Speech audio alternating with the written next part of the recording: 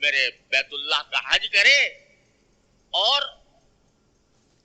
اس میں کوئی فحش کام نہ کرے تو واپس ایسے آئے گا جیسے آج ماں کے پیٹ سے پیدا ہوا. تو یہ حج ایسی عبادت ہے جو صرف اسی مہینے کے اندر ہو سکتی ہے, سارے مہینوں میں نہیں ہو سکتی, کہیں نہیں ہو سکتی. اسی طرح قربانی کی جو عبادت ہے وہ انہی 3 دنوں کے ساتھ خاص ہے. 10 ذوالحجہ, 11, 12, بس ان 3 دنوں میں آپ جتنے بھی جانور قربان کریں گے اللہ تبارک و تعالیٰ کے لیے تو اس کے اون کے برابر گناہ معاف ہوں گے, اور ایک قربانی کا ثواب رسول کریم صلی اللہ علیہ وسلم فرماتے ہیں کہ ابھی خون جانور کا زمین پر نہیں گرا ہوتا, اس سے پہلے ہی اللہ تبارک و تعالیٰ کی بارگاہ میں پہنچ جاتا ہے. تو اتنی بڑی فضیلت ہے, لیکن یہ 3 دنوں میں ہے. باقی دنوں میں اگر کوئی آج جانور لے کر ذبح کرے کوئی عبادت نہیں.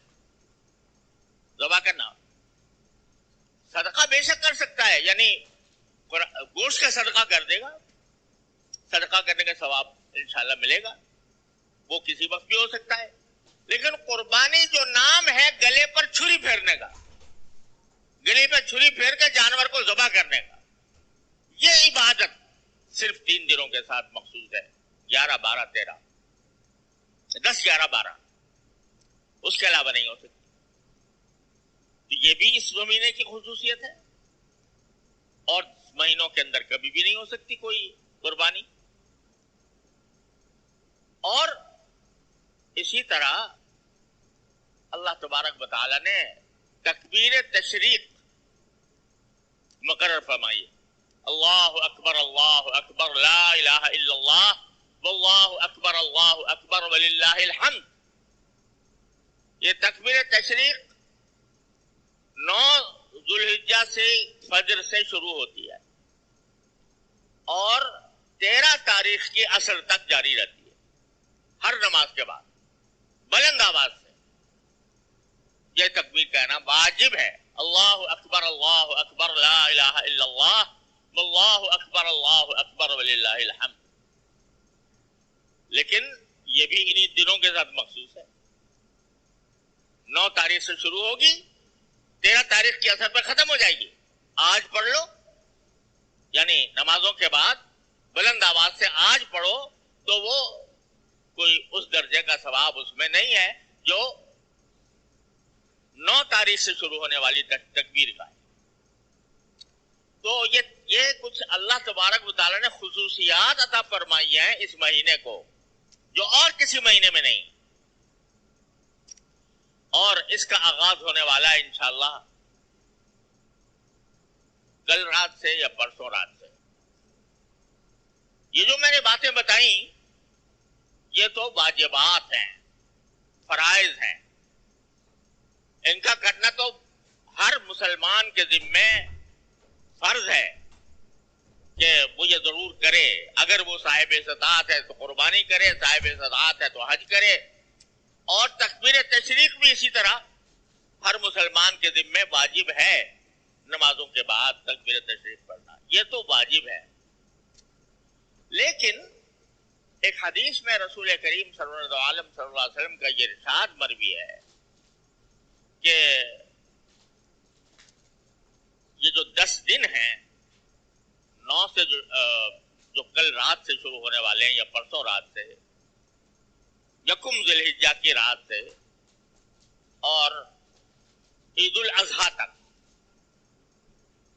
یہ جو 9 دن ہیں یہ اللہ تبارک و تعالی کی ہر عبادت, کوئی بھی عبادت ہو, وہ اللہ تبارک و تعالیٰ کو جتنی محبوب ان 10 دنوں میں 9 دنوں میں ہے اتنی اور کسی دن میں نہیں ہے. مثلا اس میں فرمایا کہ ایک دن کا روزہ 1 سال کے روزے کے برابر. اللہ تعالیٰ نے ان دنوں کو یہ तकद्दुस अता फरमा दिया कि इन 9 दिनों में एक दिन रोजा रख लो तो उसका सवाब 1 साल के रोजों के बराबर, और एक रात अगर जाग कर इबादत कर लो जितनी भी हो सके तो वो ऐसा है जैसे लैलतुल कद्र में, शब कद्र में जागे। अल्लाह तबारक व तआला ने इन दिनों को अपनी इबादत के लिए इस तरह मखसूस फरमाया है कि उसकी फजीलत कहीं से कहीं बढ़ा दी है, हर अमल की फजीलत। सदका कोई दे इन दिनों में तो आम दिनों के सदक़े के मुकाबले में इन दिनों में सदका देना ज्यादा सवाब है। कोई नफली नमाज पढ़े तो आम दिनों के मुकाबले में इन दिनों में नफली नमाज का सवाब ज्यादा है। कोई आदमी अल्लाह तबारक व तआला का जिक्र करे, तिलावत करे, तो जितनी तिलावत का सवाब आम दिनों में मिलता है उससे ज्यादा सवाब इन दिनों में मिलेगा। जितना आम दिनों में जिक्र और तस्बीह का सवाब मिलता है उससे ज्यादा सवाब इन दिनों में मिलेगा। कोई भी इबादत का अमल, चाहे वो जानी इबादत हो चाहे माली इबादत हो, उसका अज्र और सवाब इन दिनों में अल्लाह तबारक व तआला ने कहीं से कहीं बढ़ा दिया है। लिहाजा क्यों बढ़ा दिया? वही बात कि हम दिन रात अपने दुनियावी धंधों में मशगूल रहकर बसा औकात अल्लाह तबारक व तआला को भुला देते हैं, उनकी याद दिल से निकल जाती है। अल्लाह तबारक व तआला की जो मोहब्बत दिल और दिमाग में पैबस्त होनी चाहिए उसमें कमी आ जाती है, तो अल्लाह ताला खींच कर बुलाते हैं, आ जाओ, ये मेरे दिन हैं, ये मेरी रातें हैं, इनके अंदर मुझसे ताल्लुक जोड़ लो, मेरे साथ रिश्ता मजबूत कर लो। जितनी तनफुल, जितनी भी नफली इबादत की जाएगी अल्लाह तबारक व तआला का कुर्ब उतना ही बढ़ेगा। एक हदीस में, हदीस कुदसी है, हदीस कुदसी उस हदीस को कहते हैं जिसमें रसूल करीम सल्लल्लाहु अलैहि वसल्लम अल्लाह तबारक व तआला की कोई बात नकल फरमाते हैं, उसको हदीस कुदसी कहते हैं। तो एक हदीस कुदसी है कि मेरा बंदा नफली अमल करता जाता है यहां तक के जितना नफली अमल वो ज्यादा करता है उतना ही मेरे करीब आ जाता है, और यहां तक कि एक मरहला ऐसा आ जाता है कि मैं उसकी आंख बन जाता हूं जिससे वो देखता है, मैं उसके कान बन जाता हूं जिससे वो सुनता है, मैं उसके हाथ बन जाता हूं जिससे वो अमल करता है। क्या माना? कि उसका हर अमल और उसका हर काम, चाहे देखने में दुनिया का काम नजर आ रहा हो, लेकिन वो मेरे मोहब्बत से का आईनादार होता है। यानी वो जो कर रहा होता है वो मेरी मोहब्बत में कर रहा होता है, जो कुछ कर रहा होता है जैसा मैं कर रहा हूं, मैं उसका बन जाता हूं, हाथ बन जाता हूं, मैं उसके पांव बन जाता हूं जिससे वो चलता है। अल्लाह ताला एक बंदे के बारे में फरमा रहे हैं, एक मामूली सा बुनगा जिसकी कोई हैसियत नहीं, वो फरमाते हैं कि मैं इसके हाथ बन जाता हूं, मैं इसके पांव बन जाता हूं, मैं इसकी आंख बन जाता हूं, मैं इसकी, क्या मत, कहां वो ज़ाते आली जिसकी तारीफ मुमकिन ही नहीं है, कहां उसका जलाल और जमाल, कहां उसकी किबरियाई, कहां उसकी आजमत, और कहां एक बिल्कुल बेनाम और बेहकीकत बंदा।